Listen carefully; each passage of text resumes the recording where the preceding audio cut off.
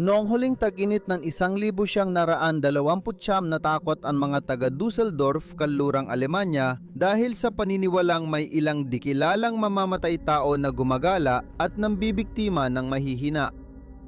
Walang ligtas mula sa mga mamamatay tao dahil ang kanilang mga biktima ay mula sa mga lalaking nasa hustong gulang hanggang sa mga batang-bata. Ang malawak na hanay ng mga target na ito ang naging dahilan kung bakit naniwala ang mga investigador na maraming tao ang responsabale sa mga pagpatay at ang pinakabatang biktima ay isang 5 taong gulang na batang babae.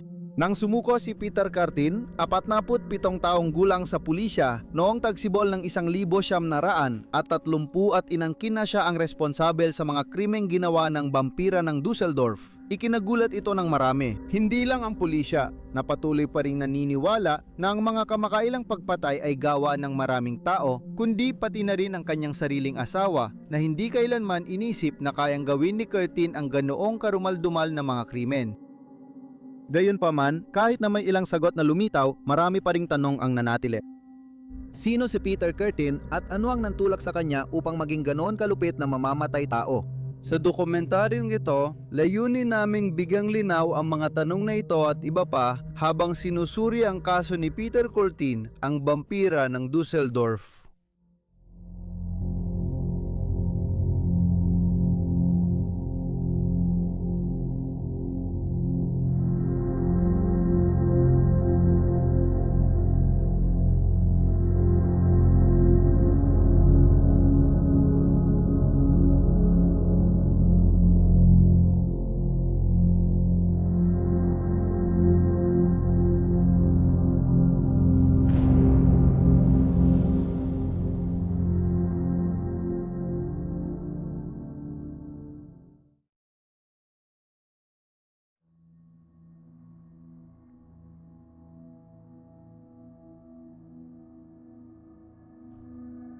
Batay sa mga ulat, si Peter Curtin ay lumaki sa madilim at marahas na kapaligiran. Ipinanganak noong Mayo 26, 1883 sa kasalukuyang Mulheim, isang distrito ng Cologne, si Curtin ang pinakamatanda sa 13 magkakapatid. Lumaki siya sa hirap at 2 sa kanyang nakababatang kapatid ay namatay nung sanggol pa sila. Ang kanilang pamilya ay nanirahan sa isang apartment na may 1 kwarto lamang. Ang kanyang kabataan ay puno ng pisikal na pang-aabuso mula sa kanyang ama, isang manggagawang buhangin at matinding mang-inginom na kapag lasing ay binubugbog ang asawa at mga anak. Isang malupit na tao, madalas ipatawag ng ama ni Curtin ang kanyang mga anak sa harap niya, kung saan pinipilit niyang panoorin nila habang ginagahasa ang kanilang ina. Napilitan ng ina ni Curtin na tiisin ang marahas at walang pagmamahal na pag-aasawa. Noong ika-19 na siglo sa Alemanya, wala siyang pagpipilian. Noon lamang 1897 nang tuluyan siyang nakalaya mula sa kanyang asawa nang siya ay makulong dahil sa insesto matapos paulit-ulit gahasain ang kanilang panganay na anak na babae na 13 taong gulang noon. Pagkatapos ng hatol, nakakuha agad ng kautusan ng paghihiwalay ang ina ni Curtin. Kalaunan, nagpakasal siya at lumipat sa Dusseldorf. Sa edad na siyam, pinaniniwala ang unang pumatay si Curtin nang itulak niya ang kaibigang hindi marunong lumangoy mula sa balsa habang naglalaro sa ilog Rhine. Isang batang lalaki ang nakakita sa nalulunod at tumalon para iligtas ito. Itinulak ni Curtin ang 2 bata sa ilalim ng balsa at idiniin sa ilalim ang batang mas mahusay lumangoy hanggang parehong bata ay namatay. Nalaman na namatay sila sa aksidenteng pagkalunod at hindi na pagbintangan si Curtin, 9 taong gulang, na sangkot sa insidente. Sa panahong ito, nakipagkaibigan siya sa isang kapitbahay na lokal na tagahuli ng aso at nakatira rin sa gusali ng mga Curtin.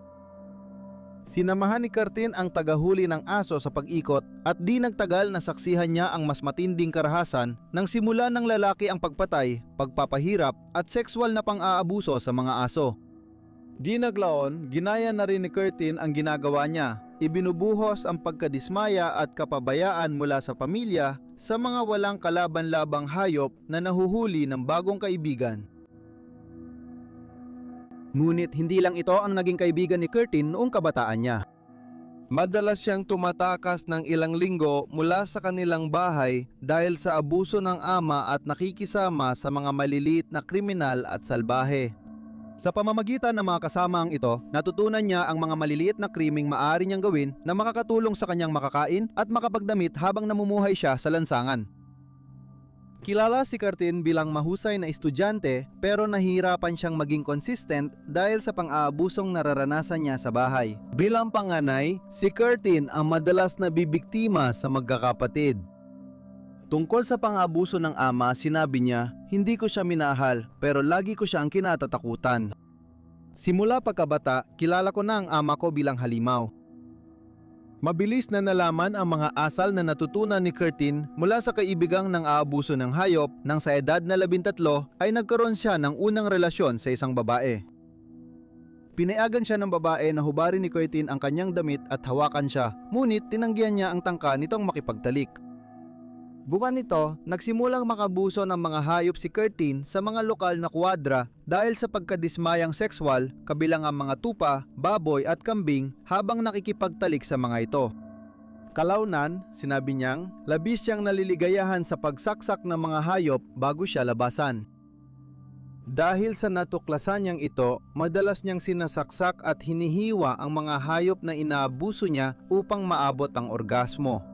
Sa huli, nahuli siyang sumasaksak ng baboy at sinabi niyang natigil ang ganitong asal matapos siyang mahuli. Ayon sa mga ulat, sa panahong ito, sinubukan ni Curtin na gahasain ng kapatid niyang babae na biktima rin ng pang-aabusong sexual ng kanilang ama.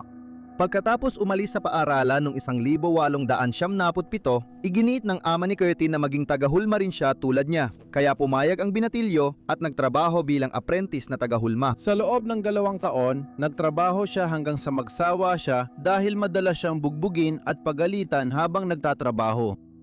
Nagpasya siyang magnakaw ng humigit kumulang 300 marka mula sa kanyang amo, pati na rin ng anumang pera na makita niya sa kanilang bahay bago tumakas sa bayan.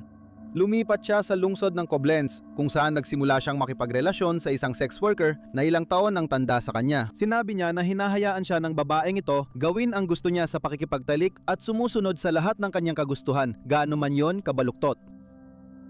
Isang buwan matapos dumating sa Koblenz, nahuli siya ng awtoridad at napatunay ang nagkasala sa pagnanakaw at ilegal na pagpasok sa gusali kaya't pinatawan siya ng 1 buwang pagkakakulong. Nakulong si Curtin, ngunit pinalaya noong Agosto 1899. Hindi siya naawat ng pagkakakulong niya sa buhay ng krimen at agad bumalik sa paggawa ng maliliit na krimen.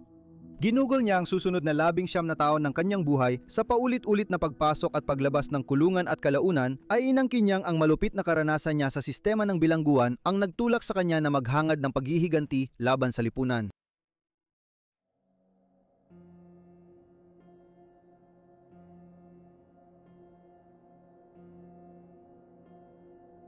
Sa pagitan ng 1,899 at 1,918 si Curtin ay paulit-ulit na kinasuhan ng iba't ibang pagnanakaw, karahasan, desersyon, panununog at maging ng tangkang pagpatay. Lubos niyang tinanggap ang pagiging kriminal. Guwapo at karismatiko siya kaya madali niyang nakit ang mga babae nung adulto na siya. Ngunit dahil sa kanyang marahas na ugali, kakulangan sa empatiya at kaunting pag-unawa sa mga tao at kanilang damdamin, nahirapan siyang bumuo at mapanatili ang maayos na relasyon sa mga babaeng kanyang niligawan. Sa kanyang pag-amin sa mga investigador noong 1930, sinabi ni Curtin na nagawa niya ang kanyang unang pagpatay noong Nobyembre ng 1899.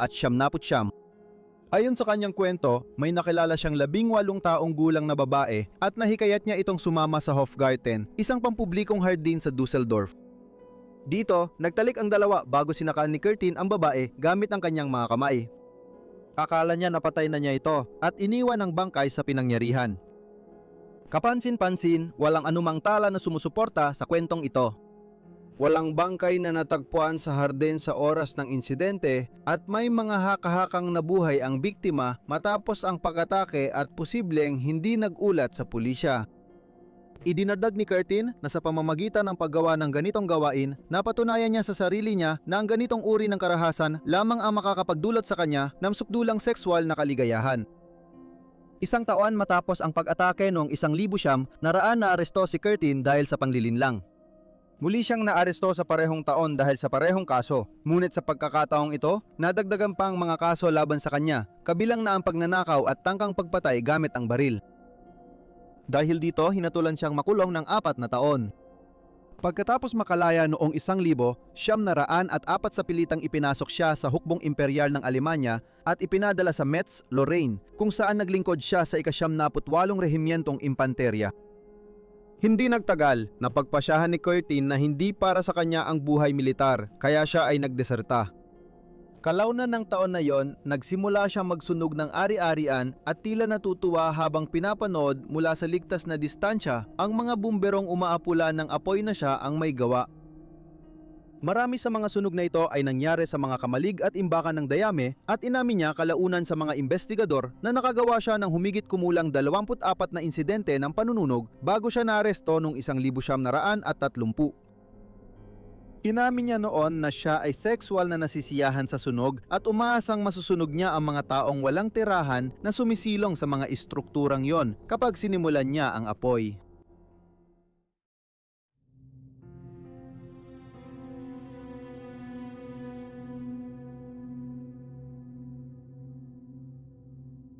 Ang unang naitalang pagpatay ni Curtin ay naganap noong Mayo 25, 1913. Inalala niya ang pangyayari habang nililitis siya noong 1931. Nagnanakaw ako noon, kadalasan sa mga pampublikong bar o inuman kung saan nakatira ang mga may-ari sa itaas na palapag. Sa itaas ng inuman sa Kolmulheim, nakita ko ang batang mga 10 taong gulang na natutulog. Nakaharap ang ulo niya sa bintana. Hinawakan ko ito gamit ang aking kaliwang kamay at sinakal siya ng mga 1 minuto at kalahati. Nagising ang bata at nagpumiglas pero nawalan ng malay. May dala akong maliit pero matalim na kutsilong de bulsa at hinawakan ko ang ulo ng bata at hiniwa ko ang kanyang lalamunan. Ang batang tinutukoy ni Curtin ay si Christine Klein, 9 na taong gulang na natagpuan niya habang ninanakawan niya ang isang tavern sa kasalukuyang Cologne. Ikinuwento niya na tumagal ng 3 minuto ang pag-atake at nakapanghihilakbot, sinabi pa niyang nilabasan siya nang marinig niyang tumutulo ang dugo mula sa sugat sa leeg ni Christina. Matapos ang krimen, muli niyang nilok ang pinto at umalis sa lugar. Kinabukasan, bumalik si Curtin sa lugar para uminom sa tavern na nasa tapat ng lugar kung saan niya pinatay si Christina. Nakinig siya sa usapan para malaman iniisip ng mga tao tungkol sa nangyari. Naalala niya kalaunan na nakaramdam siya ng matinding kasiyahan mula sa pagkasuklam at dalit na ipinakita ng mga tao sa pub. Inamin ni Curtin na nakakaramdam siya ng matinding sexual na pagpukaw mula sa karanasan dahil minsan ay bumibisita siya sa puntod ng batang babae at sinabi niyang kusa siyang nilalabasan kapag hinahawakan ang lupa sa ibabaw nito. Hindi na sangkot si Curtin sa kaso ni Christine at hindi rin siya kilala ng mga investigador. Sa halip, ang kanyang tiyuhin na nakipagtalo sa kanyang ama bago siya namatay ang naging pangunahing suspect. Ayon sa ulat, sinabi ng tiyuhin sa ama na gagawa siya ng bagay na hinding-hindi niya malilimutan habang buhay, habang nagtatalo sila. Bagaman kinasuhan ng pagpatay ang tiyuhin, napawalang sala siya ng hurado dahil kulang ang ebidensya. Dahil walang bagong lead ang pulisya at wala ng kahina-hinalang tao, hindi pa rin nalulutas ang pagpatay kay Christina sa loob ng 18 taon.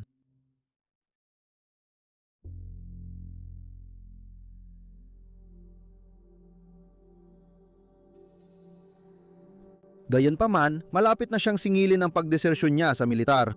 Hinahatulan siya ng mga korte militar hindi lang sa krimeng ito, kundi pati sa maraming kaso ng panununog, pagnanakaw at tangkang pagnanakaw. Sa huli, binigyan siya ng 6 na taong pagkakakulong at nagsilbi ng kanyang sentensya sa Munster, ngunit karamihan ng kanyang panahon ay ginugol niya sa solitary confinement dahil sa pagsuway. Dahil dito, dinagdagan ng 2 taon ang sentensya niya. Ayon kay Curtin, ang panahon niya sa kulungan ang unang nagtulak sa kanya na magkaroon ng marahas at tahasang sexual na mga pantasya. Habang iniisip niya ang pagpatay, napupukaw ang kanyang pagnanasang sexual. Pinakakaraniwang taon ni Curtin ay noong 1921, 1925 habang naninirahan siya sa Altenburg matapos makalaya. Sa panahong ito, walang ulat na gumawa siya ng maliliit na krimen o ng anumang pagpatay. Ayon sa mga ulat, 4 na taon niyang ginugol ang buhay gaya ng ibang lalaki sa edad niya at nakipagtipan sa babaeng nagngangalang August Scharf. Si August ay ipinanganak noong Pebrero 20, 1880 sa Wilkow, Poland. Noong 1886 lumipat siya sa Berlin at nagtrabaho bilang kasambahay. Makalipas 1 taon, lumipat siya sa Leipzig at nakitira sa kanyang kapatid na lalaki. Bagamat sa unang tingin ay tila ordinaryong babae si August, may sarili rin siyang nakaraan ng pagpatay. Noong 1903 nakilala ni August ang isang mayabang na teknikal na manggagawa sa kultura. Nangako siyang pakasalan si August, ngunit pagkatapos ng 7 taon, hindi natupad ang pangako. Nangit-ngit ang kanyang mga magulang at nakipag-usap sa mga abogado upang subukang ayusin ang hindi pagkakaunawaan sa pamamagitan ng pera. Pero para kay August na 30 anyos, kulang pa rin ito. Dahil sa galit, pagkadismaya at pagtataksil, si August na mismo ang kumilos, hinarap ang dating kasintahan sa bahay at binaril hanggang mamatay. Nahusgahan siyang makulong ng 5 taon noong 1911 pero pinalaya ng maaga noong 1915. Matapos tumira sa Leipzig kasamang kapatid niyang babae, lumipat si August sa Altenburg noong 1921 at doon nakilala si Curtin. Naalala niyang hindi niya gusto si Curtin noon, pero nagbago ito at nagpakasal sila matapos ang 2 taong panliligaw. Kahit sinabi niya kay Curtin na pinatay niya ang dating kasintahan, hindi naman sinabi ni Curtin ang tungkol sa kanyang mga krimen hanggang bago siya sumuko sa mga otoridad noong 1930. Ayon sa mga ulat, hindi naging marahas si Curtin kay August at tila naging ordinaryo at mapagmahal siyang asawa. Naalala ni Curtin na kahit di nakita ni August ang kanyang marahas na ugali, nakikipagtalik lang siya sa kanya kapag iniisip niyang gumagawa siya ng marahas na bagay sa iba. Naging regular na empleyado si Curtin at aktibong opisyal ng Unyon ng mga Manggagawa. Gayunpaman, mag-isa pa rin siya at walang matibay na ugnayan sa katrabaho. Noong 1925 bumalik sina Curtin at August sa Dusseldorf. Pagkatapos ng paglipat, inilarawan na lumala ang ugali ni Curtin dahil nagsimula siya ng ilang mga relasyon, isa sa isang katulong na babae na nagngangalang Ted at isa pa sa isang kasambahay na nagngangalang Meg. Sinakal ni Curtin ang 2 babae habang nagtatalik at minsan ay sinabi kay Ted, yan ang ibig sabihin ng pag-ibig. Sa huli, natuklasan ni August ang mga relasyon at magkaiba ang ikinuwento ng 2 babae. Inakusahan ni Mesh si Curtin ng rape habang inireport siya ni Tide sa pulis at sinabing inakit siya nito. Bagamat ibinasura ang kaso ng panggagahasa, pinatawan pa rin si Curtin ng 8 buwang kulong dahil sa pang-aakit at pagbabanta. Nagsilbi siya ng 6 na buwan at pinalaya ng mas maaga basta't aalis ng Dusseldorf. Ngunit naipaglaban niya sa korte kaya pinayagan siyang manatili sa lungsod.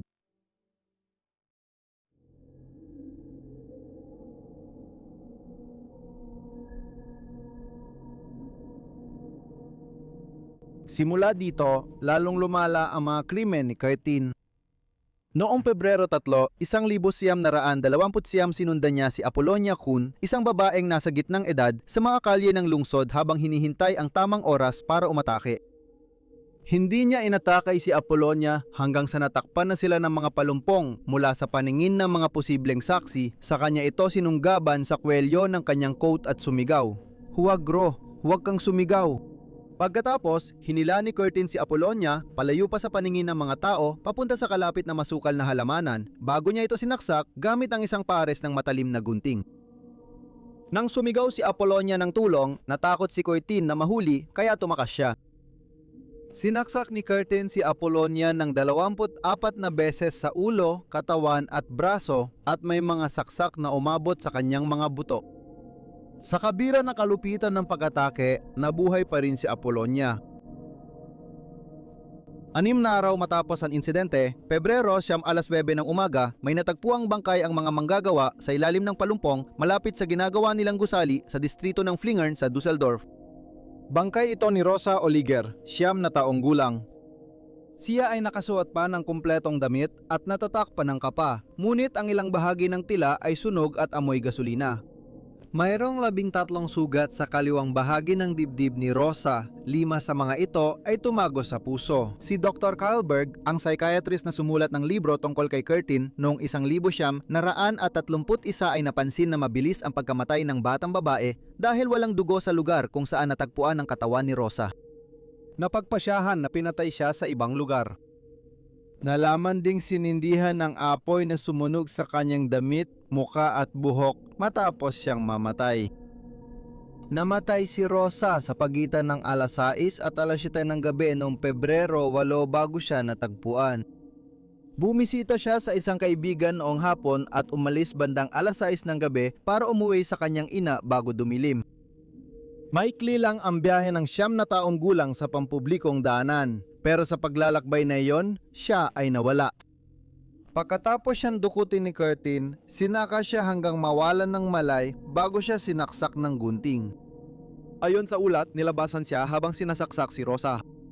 Napukaw rin ang sexual niyang pagnanasa matapos sunugin ang katawan ni Rosa at ayon sa ulat, nilabasan siya sa harap ng apoy. Lumipas ang 5 araw bago muling umatake si Curtin. Sa pagkakataong ito, ang biktima niya ay si Rudolf Scheer na may edad na 45 na natagpuang patay sa labas ng bayan sa distrito ng Flingern. Si Rudolf ay sinaksak ng 20 beses at ang karamihan ng atake ay nakatuon sa kanyang leeg na nagtamo ng 16 na sugat. 3 sa 20 tinamong sugat ang naging sanhi ng kanyang pagkamatay. Isang saksak sa sentido, isang saksak sa leeg at isa pang sugat sa likod. Ipinapakita ng sugat ni Rudolf na inatake siya mula likuran habang pauwi mula sa pub at lasing bago ang nakamamatay na pag-atake. Napagpasyahan na inatake siya sa pagitan ng alas 11 ng gabi at hating gabi at natagpuan ng kanyang katawan kinabukasan ng umaga. Matapos matagpuan ang bangkay, bumalik si Curtin sa crime scene at kinausap ang mga investigador kung saan maling sinabi niya sa isang pulis na nalaman niya sa telepono ang tungkol sa pagpatay. Kahit magkaiba ang biktima, napagdesisyunan ng mga investigador na isang tao ang may sala dahil sa ilang dahilan. Lahat ng 3 insidente ay nangyari sa distrito ng Finger ng lungsod sa Dapitapon. Pangalawa, lahat ng biktima ay sinaksak ng ilang beses ng sunod-sunod. Pangatlo, bawat biktima ay nagtamo ng saksak sa sentido at panghuli, wala namang ibang motibo tulad ng pagnanakaw.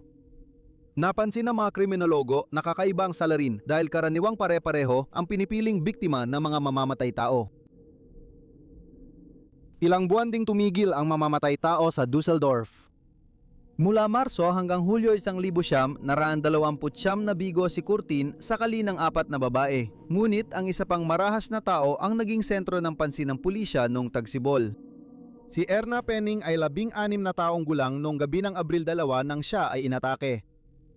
Habang pauwi siya, may narinig siyang yabag sa likod pero hindi niya agad inisip na masama ito. Akala ni Erna ay kaibigan niya yon, kaya tinaas niya ang kwelyo ng coat para itago ang muka at magbiro. Pero biglang isang lubid na may buhol pang bikti ang inihagis sa ibabaw ng ulo niya. Sabi ni Erna, nakapasok ang mga kamay ko sa ilalim ng lubid at buong lakas kong simikap, pigilan ang lalaki na higpitan pa yon.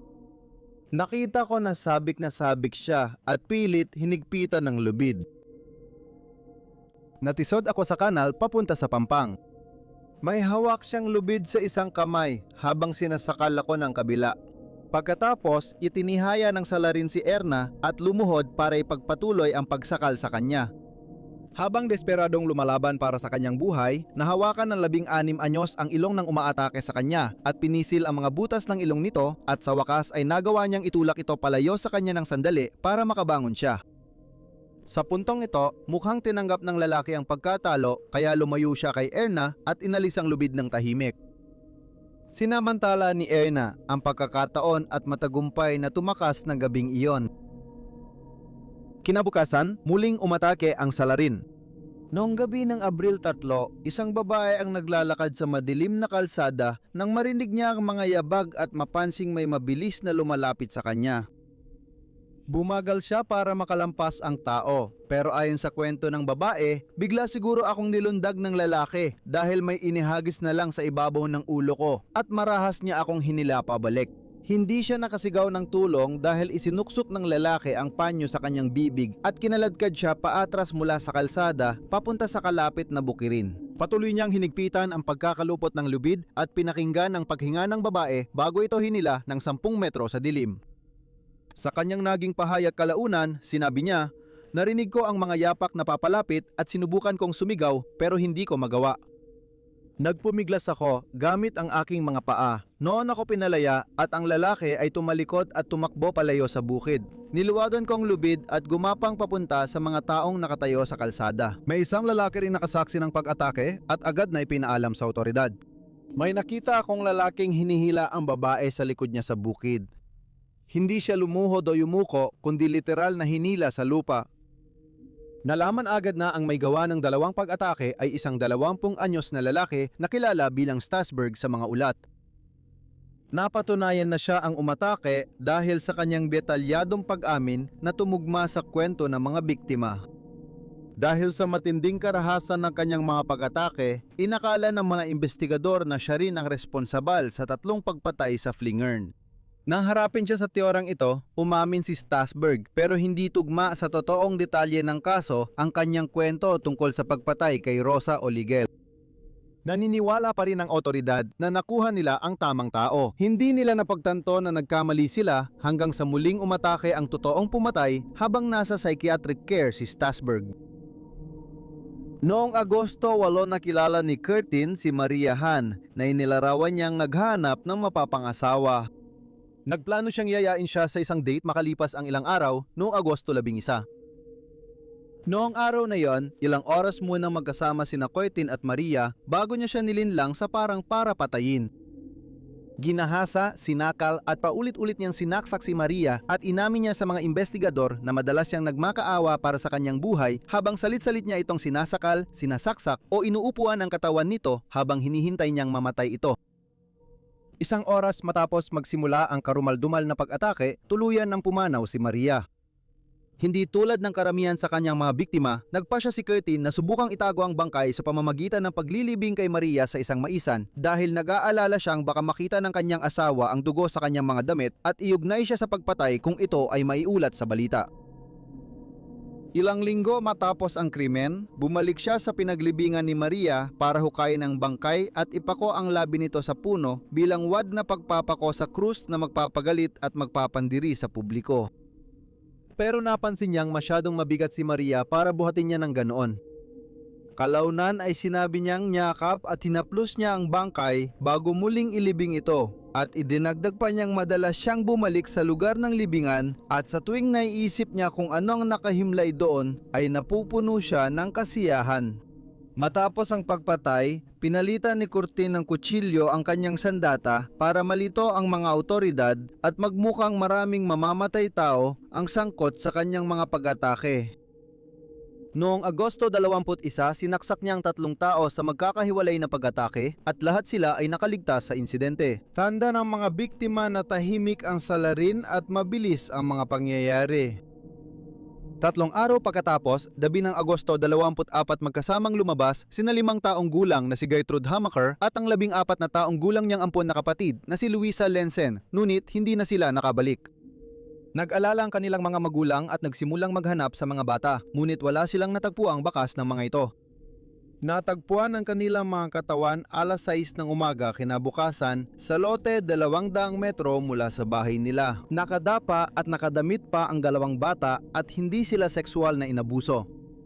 Sinakal at nilaslas sa leeg ang 2 bata. Namatay si Gertrude sa pagdurugo matapos maputol ang ugat. Napag-alaman na nakita ni Curtin ang 2 bata, nilapitan sila at pinabili si Luisa ng sigarilyo kapalit ng pera.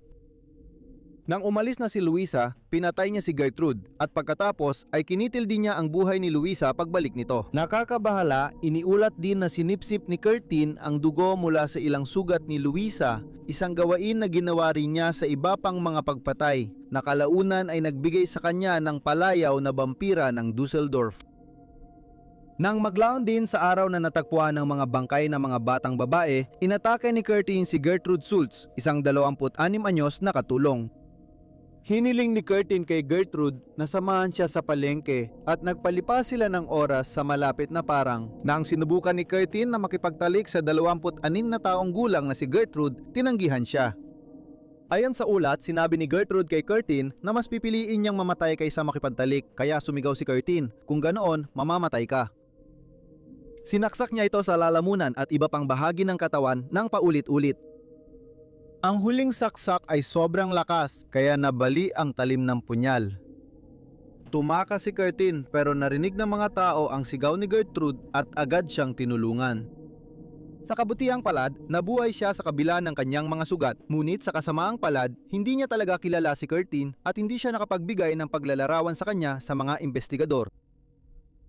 Noong Setyembre, 2 beses pang pumatay si Curtin gamit ang kutsilyo bago gumamit ng martilyo. Ang isang 31 taong gulang na katulong na babae na nadangalang Ida Rotter ang naging una niyang biktima ng martilyo.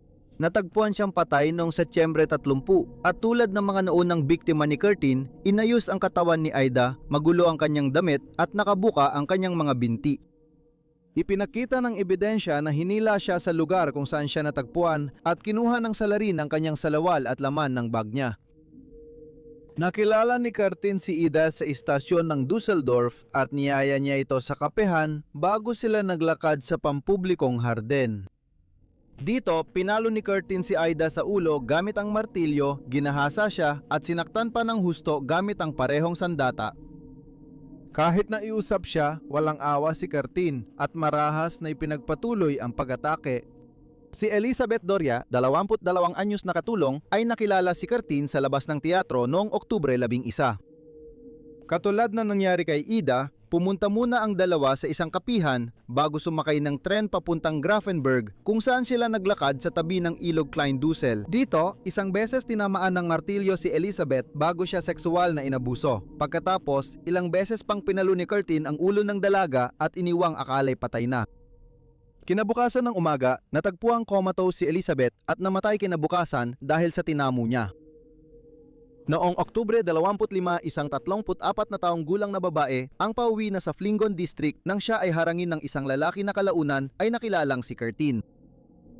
Ayon sa ulat, sinabi niya, "Hindi ka ba natatakot? Marami na ring nangyari dito." Hindi siya pinansin ng babae at nagpatuloy ito sa paglalakad, kaya sumabay siya. Matapos ang isang oras, dinala siya sa ospital nang matagpuang walang malay. Hindi naalala ng babae na tinamaan siya sa ulo ng martilyo. Sa parehong gabi, may isa pang babaeng inatake sa Hofgarten. Nawalan siya ng malay pero agad din siyang nagkamalay at pumunta sa istasyon ng pulis saka dinala sa ospital. Nakatanggap siya ng 4 na hampas sa ulo at may palatandaan na nabali ang martilyo ni Curtin sa pag-atake. Ang huling pagpatay ni Curtin ay nangyari noong ika-7 ng Nobyembre, 1929 nang makasalubong niya ang 5 taong gulang na si Gertrude Alberman sa distrito ng Flingern. Naikayat niya ang batang babae na sumama sa ilang abandonadong lote malapit doon, kung saan niya ito sinakal at sinaksak ng 35 beses. Sa isang bahagi ng pag-atake, sexual na inabuso ni Curtin si Gertrude. Nakakatakot, iminungkahi ni Dr. Karlberg sa kanyang ulat na nangyari ito habang namamatay ang 5 taong gulang na bata. Matagal lang iniugnay ang mga pagpatay sa vampira ng Dusseldorf at napagpasyahan ng mga autoridad na marami pang mamamatay tao ang malaya. Dahil sa malalaking pagkakaiba sa mga biktima, mga ginamit na sandata sa pagpatay at sa katotohanang ang ilan sa mga biktima ay pinatay habang ang iba naman ay basta lang nasugatan. Pagsapit ng katapusan ng 1,929 na katanggap ng pulisya ng Dusseldorf ng mahigit 13,000 liham mula sa publiko at bawat impormasyon ay masusing sinundan. Sa kanilang investigasyon, ininterview ng mga detektib ang mahigit 9,000 tao at nakalikom ng 2,650 na mga pahiwatig. Mahigit 70,000 individual ang isinama sa talaan ng pinaghihinalaan. Noong Nobyembre, 1,923 buwan matapos mapatay si Mariahan, nagpadala si Curtin ng liham na walang lagda sa lokal na pahayagan at sa mga autoridad, inamin ng krimen at sinabing inilibing niya ang katawan ni Maria sa bukirin. Isinama niya ang isang guhit ng mapa at inilarawan ang lokasyon ng mga labi. Dahil sapat ang detalye, naniwala ang mga investigador at natunton ang libingan kung saan nakuha ang mga labi ni Maria noong Nobyembre 15. Pinatunayan ng pagsusuri sa sulat kamay na iisang tao ang sumulat ng 2 liham at si Curtin din ang gumawa ng mga direksyong nagturo kung saan natagpuan ang katawan ni Gertrude Alberman na nakita bago natanggap ang liham.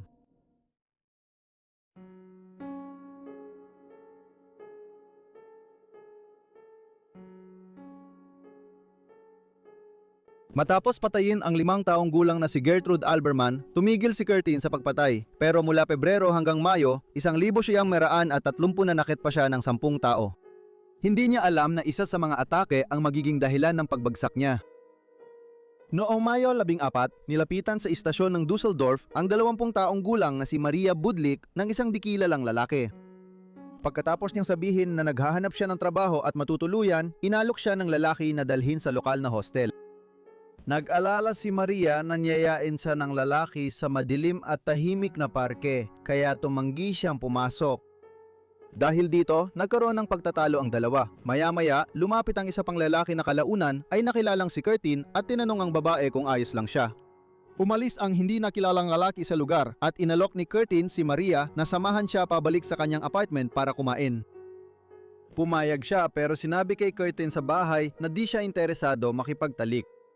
Noong una, walang pakialam si Curtin at sinabi niyang dadalin si Maria sa hotel. Ngunit inakik niya ito sa Graftonburg Woods, hinawakan sa leeg, sinubukan sakalin at ginahasa.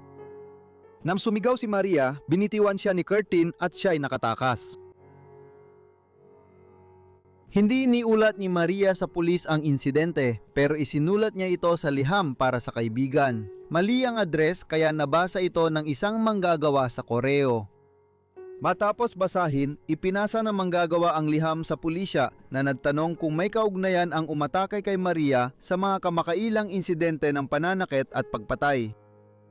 Ininterview siya ng mga investigador pero hindi niya maalala ang eksaktong address ng umatake sa kanya. Nagawa pa rin niya silang magabayan papunta sa ari-arian. Kinumpirma ng landlady na si Peter Curtin ang umuupa sa kwarto. Habang wala siya sa bahay nang dumating agad ang mga pulis, bumalik si Curtin sa apartment building makalipas ang ilang sandali at nakita niya mga pulis na nakatayo sa hallway ng gusali.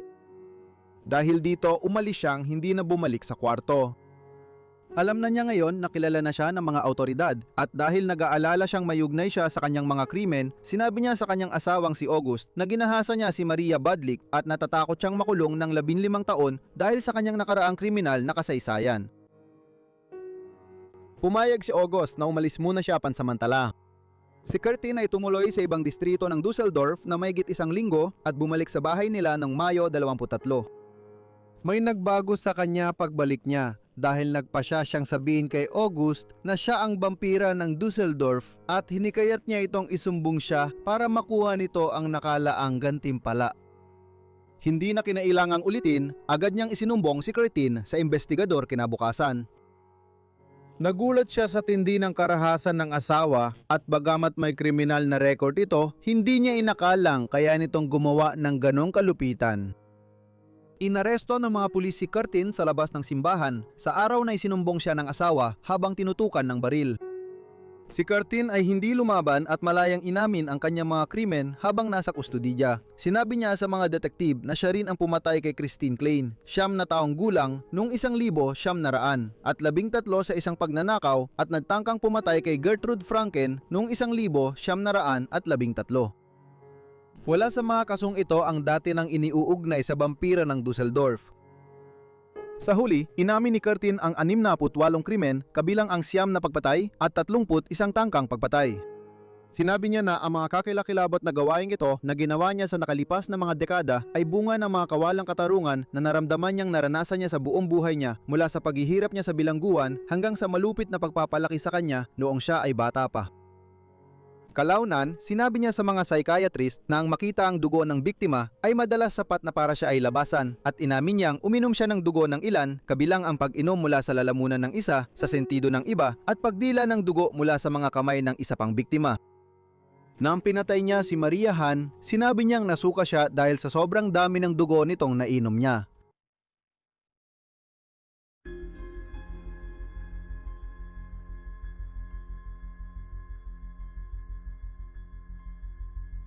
Humarap si Curtin sa pagliliti sa Dusseldorf noong Abril 13, 1931 matapos kasuhan ng 9 na pagpatay at 7 tangkang pagpatay.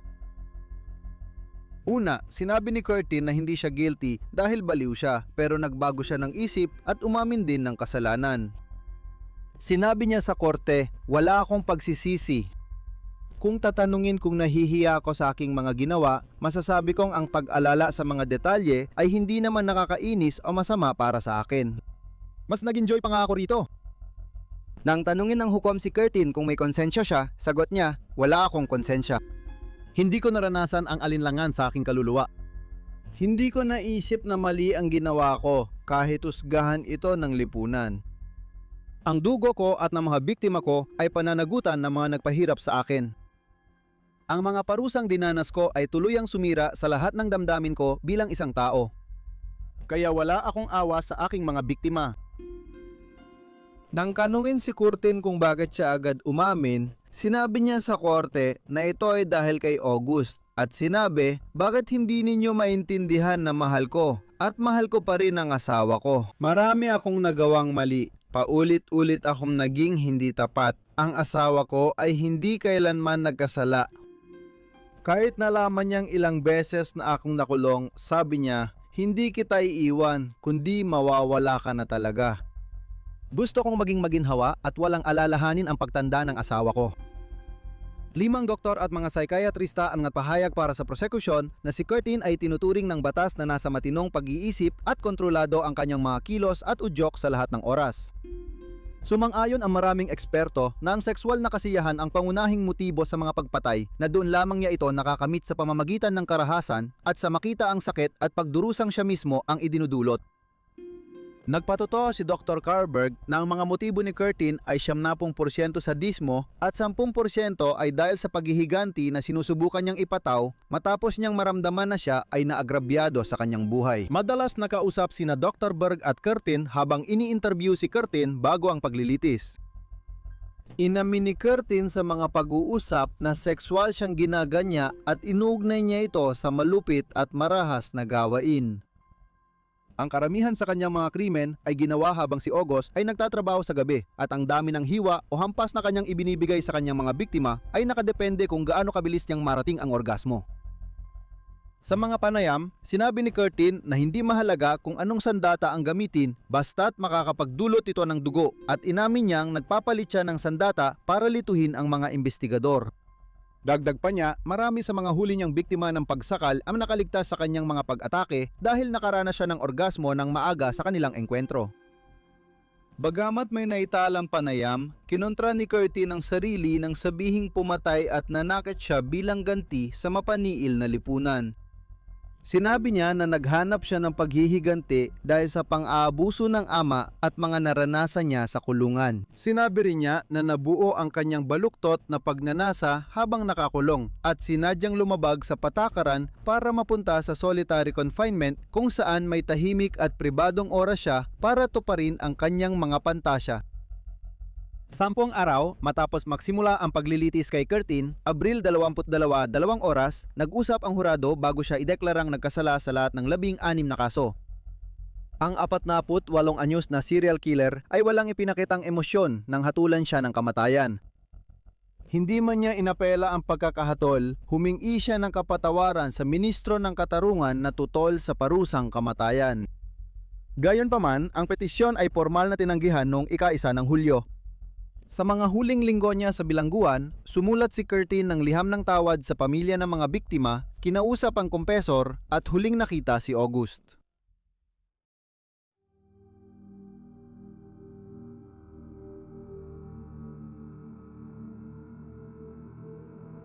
Noong Hulyo 2, 1931 alas 6 ng umaga, pinugutan ng ulo si Curtin gamit ang guillotine sa bilangguan ng Klingelput sa Cologne.